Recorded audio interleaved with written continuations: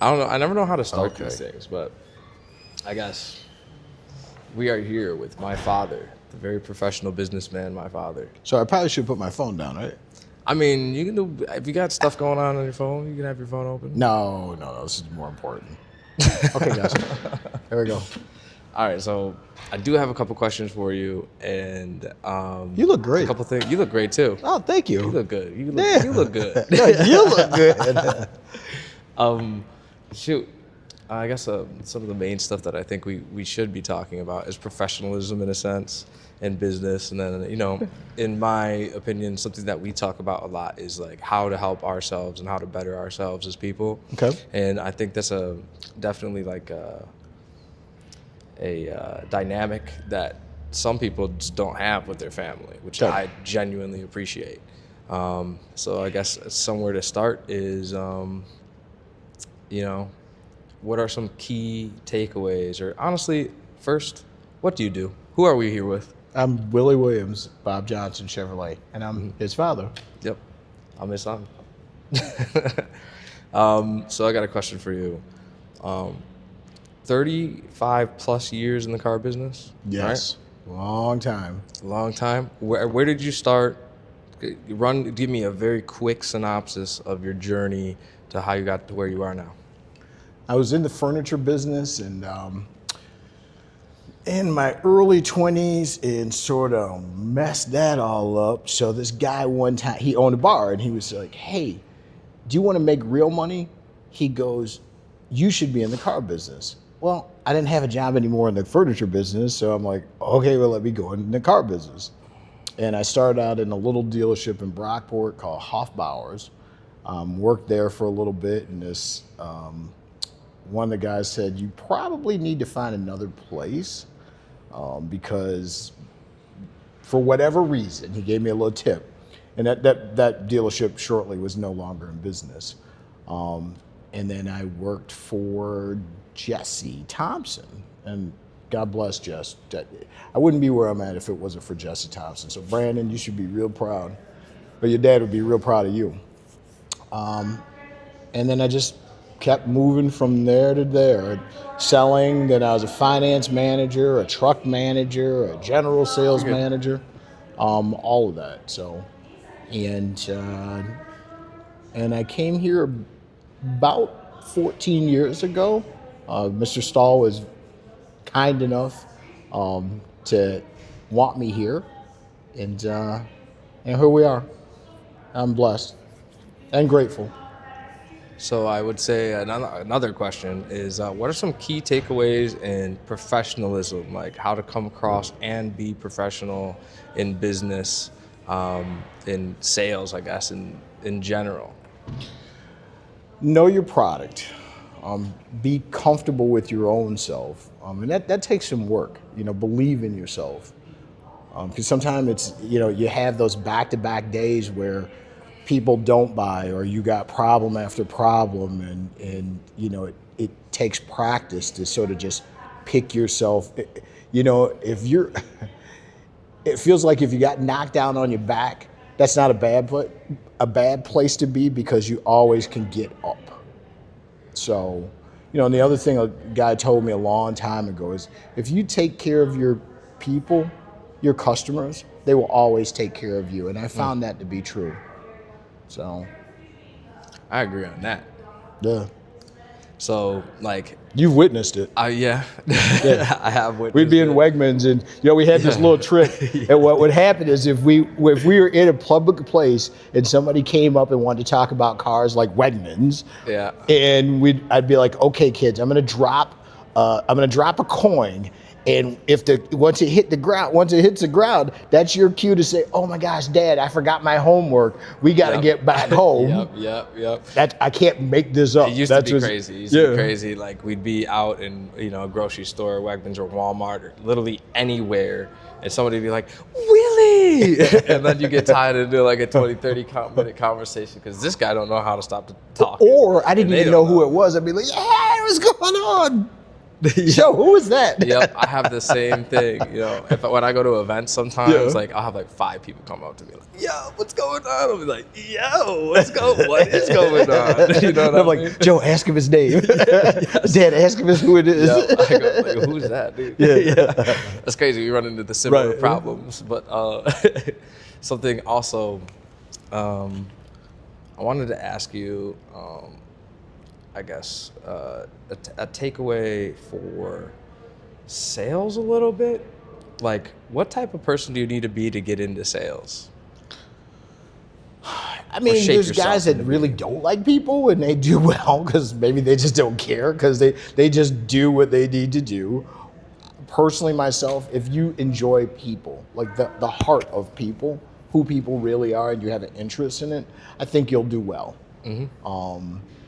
I find that, people that are sort of retired, like policemen, firemen, they get in the car business and they do pretty well too, because one, they're serving the community. Two, they're in a position where they're retired, so they have income coming in. So it's not about the money. It's more about making the sale and actually being genuine and taking care of the people and really caring. So That's cool.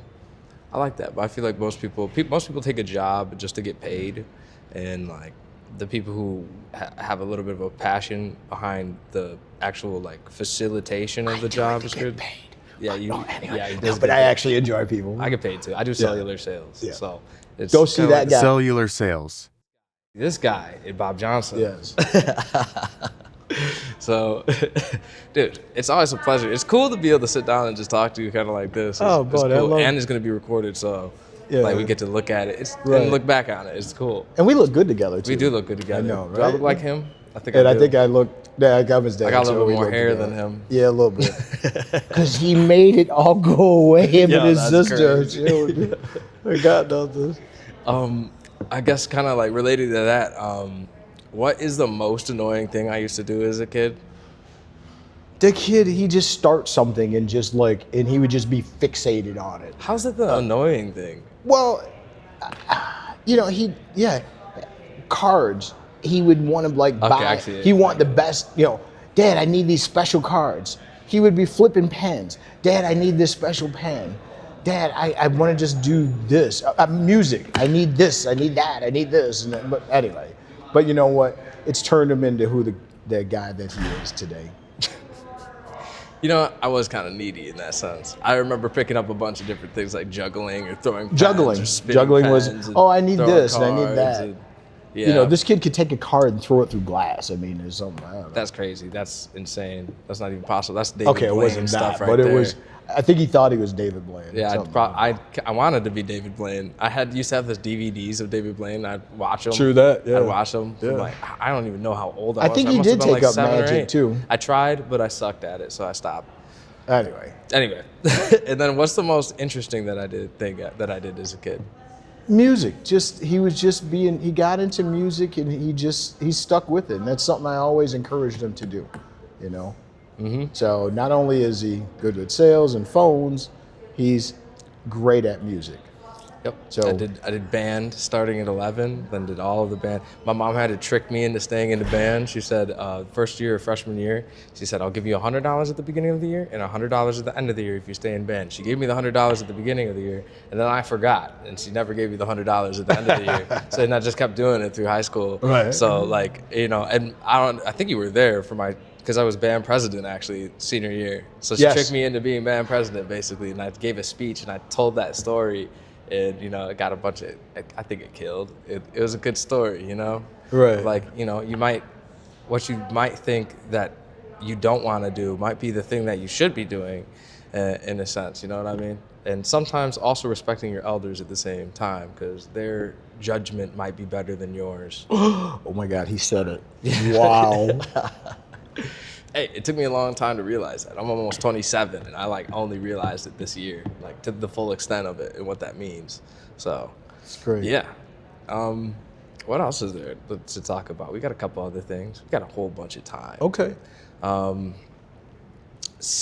So, kind of, since we're both salesmen, Yep. what is something that you use to we're gonna get into like salesy stuff now. Uh-oh.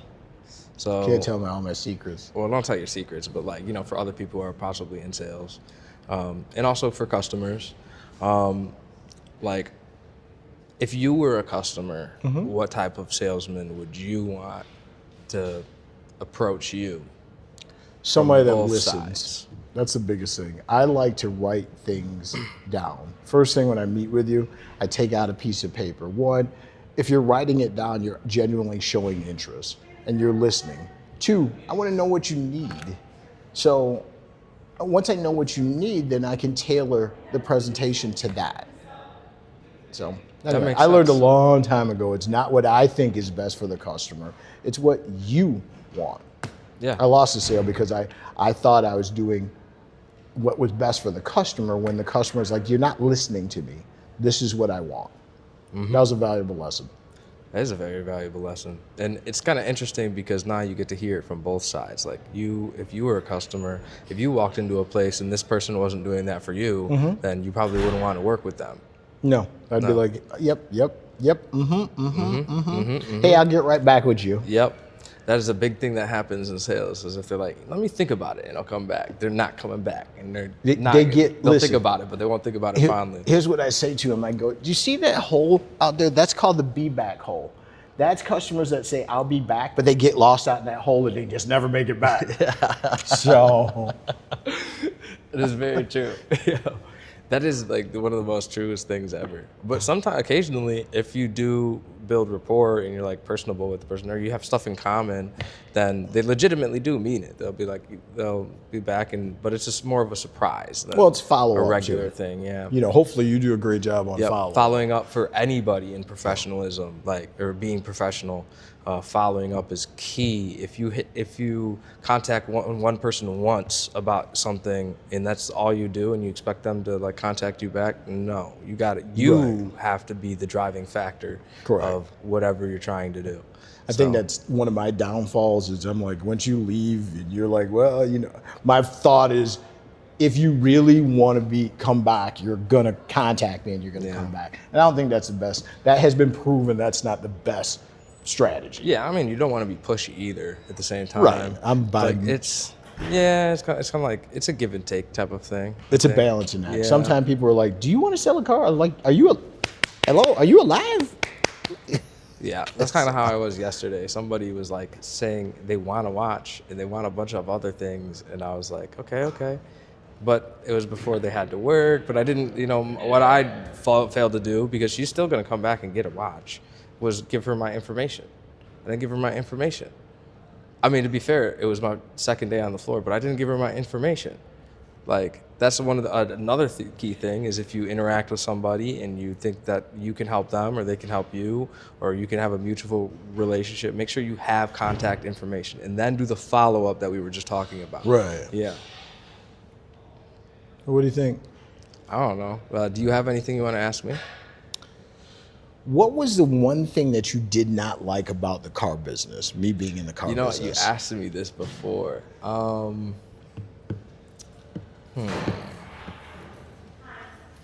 It wasn't necessarily. It wasn't bad. I don't think it was bad at all. Honestly, what I will say is you were busy a lot of the time, and like I remember when I was young, which honestly is kind of a cool thing. This is kind of a cool thing. But I used to come into the job, and I used to get to see you at work. Like at Brockport, you had your cubicle in the middle of the sales floor, and I remember going in there and like talking to seeing you do paperwork and then getting candy from the whatever the thing was. Yeah, I had a vending blade thing there. Yep. A little bubble gum machine, I And think. then you hired me to like clean up around the dealership, like picking up cigarette butts and like weeding the front. Dude, I made it look nice though. There's a huge cockroach in there. When I Oh, pulled out my one of the goodness. weeds and it flew up in there and I was like, oh my God. But I mean, I don't really think I have too many complaints, especially as I got older. Like I understand more. Like I understand Right. that this Good. type of line of this career is, you determine how well you do. And that means that you need to be kind of a driven person in order to want that for yourself. Right. And like, it's just like really shows me like a little bit more of your character of like who you are, when it comes to taking care of yourself and taking care of your family and making ends meet no matter what and just getting it done. So You got to do what you got to do. You know, when you got a family and stuff, you just got to, you got to find balance. Yep. You know, that could have done a little bit better with that, but you know what? He didn't turn out too bad. you're always so. a fun guy. Definitely a fun guy. All the time. And this dude has a lot of insights, you know. I feel like I get some of my insights and how I talk to people from this guy. I don't know if it's a good thing or a bad thing, but it's definitely a thing, and I definitely know that they're good insights, you know. I've been able to apply them to my life and, you know, use them. Like one thing that you taught me that I Here's still what use now. Here's what it takes to be a good salesman. Hold on 1 second. What'd you think? I'll check on it. I just went in there and Okay. they said it's with a technician, but he's Okay. at the lunch. I'll check on it when I get done. I just got in. It is what it is, man. I don't even freaking. So. Yeah, we'll get it taken care of. I got you.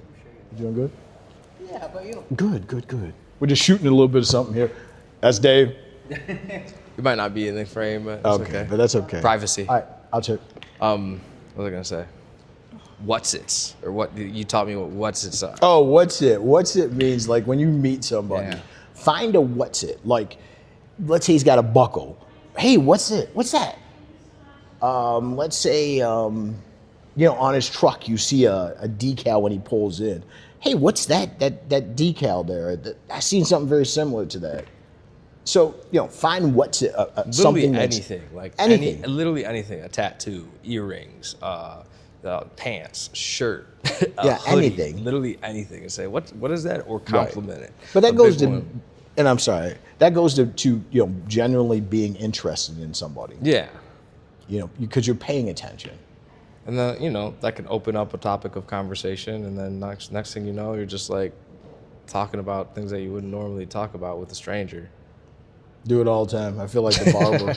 I feel like the barber, the bartender, the counselor. Start learning everything about people's families Yeah. and stuff. You're just like, what the heck, dude? So much So- drama going on. You know, my biggest problem is I care too much.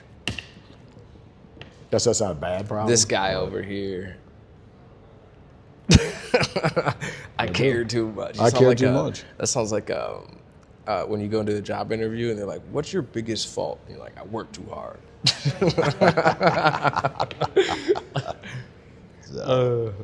And I guess to kind of round it out, like, what are your you know, how old are you again? 59. 59, soon to be 60. Yep. Time just flies by. How old are you? I'm gonna turn 27 Woo. in April. Time definitely flies It's getting by. weird. But what is a goal that you have now as a mature adult, like that you want to do? And like, I know goals change over time, but like, what is your goal? My goal is actually to be healthy enough to see your children Yeah. and be a good grandpa and be a healthy grandpa. You're gonna be the best grandpa. Also, my goal is to just help people. You know, that's something that just brings joy to my heart, and just to use all the experiences that I've had, good and bad, to just empower others to keep moving, never give up hope. Whether Inspired. it's sales or whatever, you know, it's not all about the money. It's about having good people around you and having a lot of love and having a lot of great memories. So that's what I got. That's pretty cool. Any more questions for me? No, let's show these people the love. And it's cut. So you're gonna have.